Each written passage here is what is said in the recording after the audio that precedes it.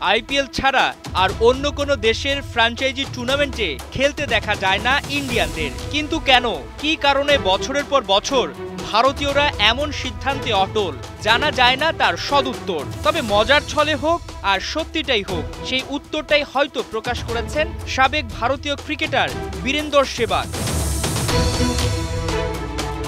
একটি পডকাস্ট অনুষ্ঠানে সেহবাগকে বিষয়টি নিয়ে প্রশ্ন করেছেন সাবেক অজি ক্রিকেটার অ্যাডাম গিলক্রিস্ট। তিনি জানতে চেয়েছেন, আপনি কি ভারতীয় কোনো ক্রিকেটারকে বিশ্বের কোনো ফ্র্যাঞ্চাইজি ক্রিকেটে খেলতে দেখেছেন? উত্তরটা ছিল বেশ অনুমেয়, না, আইপিএল ছাড়া বিদেশি কোনো টুর্নামেন্টে ভারতীয়দের খেলতে দেখা যায় না। সেহবাগও জানিয়েছেন তাই। তবে তার জবাবে এর পেছনে যুক্তি ছিল পিলে চমকে ওঠার মতো।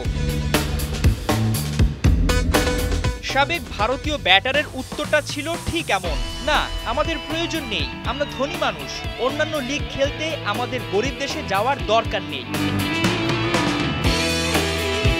এমন মন্তব্যতেই আটকে থাকেননি সেহবাগ। ক্রিকেটে টাকার প্রসঙ্গ সামনে আসায় পডকাস্ট অনুষ্ঠানে তিনি তুলে ধরেন বিগ ব্যাশ লিগে প্রস্তাবের ঘটনাও। জানান ভারতীয় দল থেকে বাদ পড়ার পর তাকে $1 লাখ বিনিময়ে অস্ট্রেলিয়ার ফ্র্যাঞ্চাইজি ক্রিকেট লিগ বিগ ব্যাশে খেলার প্রস্তাব দেওয়া হয়েছিল। তখন তিনি জিজ্ঞেস করেন তাকে কত টাকা দেয়া হবে। তারা $1 লাখ দেওয়ার প্রস্তাব দিয়েছিল। সেহবাগ তখন বলেছিলেন যে ছুটির দিনে তিনি এই অর্থ খরচ করে ফেলেন। যদিও পডকাস্ট অনুষ্ঠানে আসার আগের রাতের বিলি নাকি ছিল তার $1 লাখ বেশি।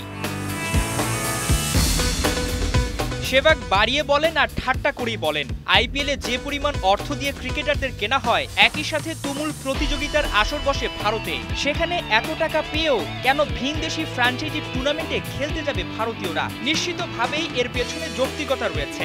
অন্যদিকে ভারতের মতো অন্য কোনো দেশ এত কারি কারি টাকা দিয়ে ক্রিকেটার কেনেও না, তাই ভারতীয়রা তো সেই হিসেবে রিচি, এমন কথা তো সেহবাগ বলতেই পারেন।